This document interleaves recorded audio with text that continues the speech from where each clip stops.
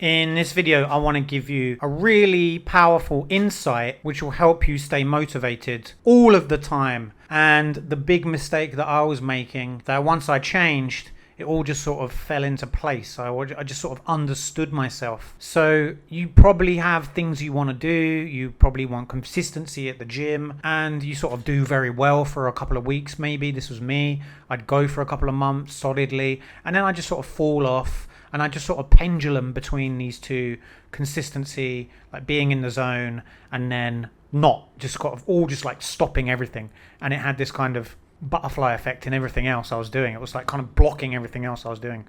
And I want to share this one insight which has changed everything for me. I really believe this.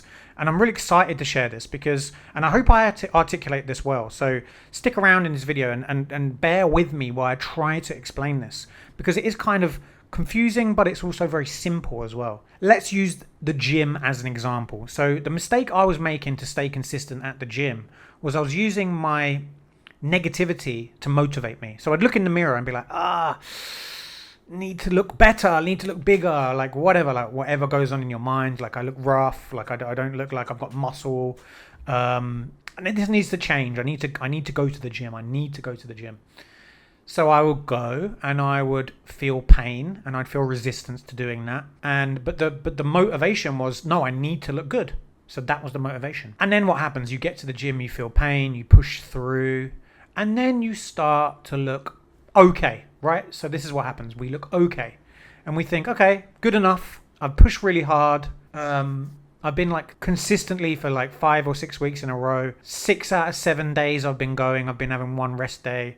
Let me take a small break. Like I deserve a small break. And then you take a small break. And then you notice that the motivation to go again isn't quite the same because you don't look as bad.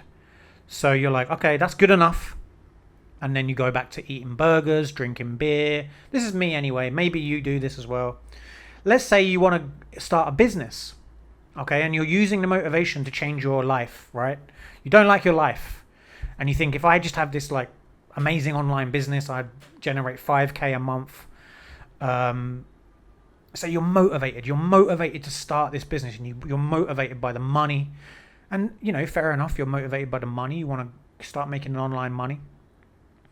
And you're like, my life, I just need to change my life. I need to change my life. You start, and then months go by and you still haven't got that result. So you quit. Okay, so you quit. And it's very similar to going to the gym because you're motivated by the outcome. You're motivated to look a certain way. And then with the business example, you're motivated to have this outcome of quitting your job and living this this amazing new life that you're going to have. Hypothetically, right? You're thinking this in your mind. So you think, okay, this isn't big enough motivation. So I need to push through harder. And then you push harder, you work harder, you push harder. And then it's unsustainable. So you crash harder. And then what happens? You self-attack. You're like, fuck, you can't do this. See, you don't have the discipline. You don't have the willpower. And here's the big mistake we make. We don't diagnose the problem. We don't understand the problem. We're trying to fix the problem without understanding the problem. So the problem isn't that you're not hustling hard enough or that you're not working hard enough. The problem is where the motivation is coming from, and is understanding the motivation. And understanding that if you're using negativity to motivate yourself, that you're not always going to feel negative. And using positive, like the positive reinforcement of looking good, that's not enough either. Because that's not something that's solid. You're not always going to be able to control that. That's an outcome. So if you're using these outcomes as motivation, that's the problem. They come, they go. You get what you want, and sometimes you don't get what you want. You get the result, sometimes you don't get the result. That cannot be, that's a shaky way, a shaky ground to build your motivation on. All I want to say is that you have to be motivated by the action itself. The action should be your motivation. When I go to the gym, I don't think, how long is this going to take? Because that's an illusion. That does not exist. The future technically doesn't exist. All I can do is show up, and the result takes care of itself. That's the first thing. So the action, not the outcome.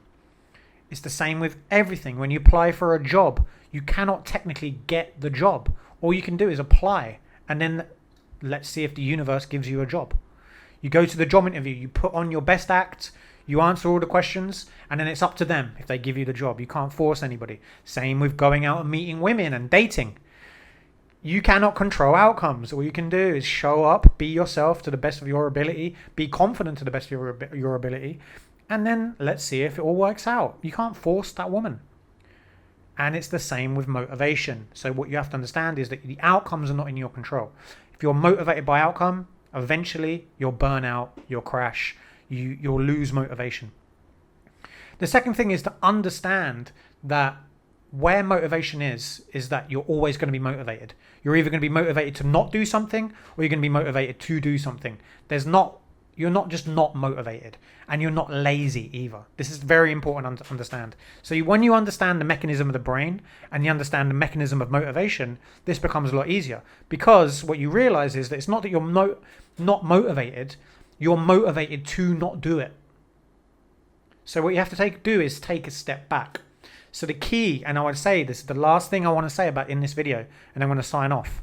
The key is to understand that you have to anticipate that it's going to be negative. So I don't want to go, but I want to look good. I want to stay at home and I want to eat pizza and rest. And I want to look good. That's going to be painful. They're both pain. There's no other choice.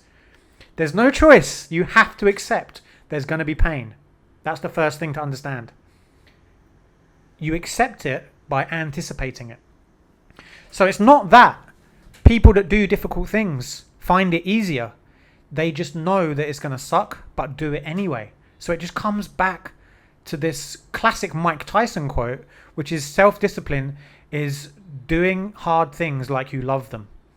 And as obvious as that sounds, there's also it's very profound and very deep, because what you have to understand is that when you pendulum, when you start and get results and get momentum going, and then you stop, it's because you got complacent with the anticipation of the negative emotion. Initially, it was to avoid the negative emotion. Then it started feeling good.